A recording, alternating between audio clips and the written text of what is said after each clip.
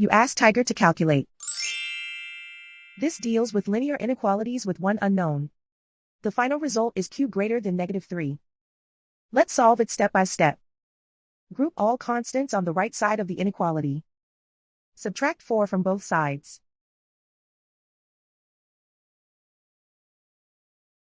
Simplify the arithmetic.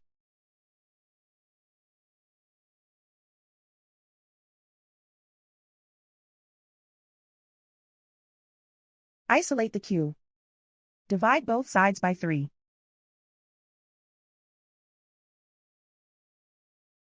Simplify the fraction.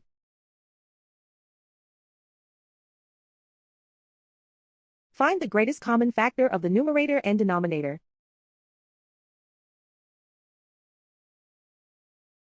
Factor out and cancel the greatest common factor.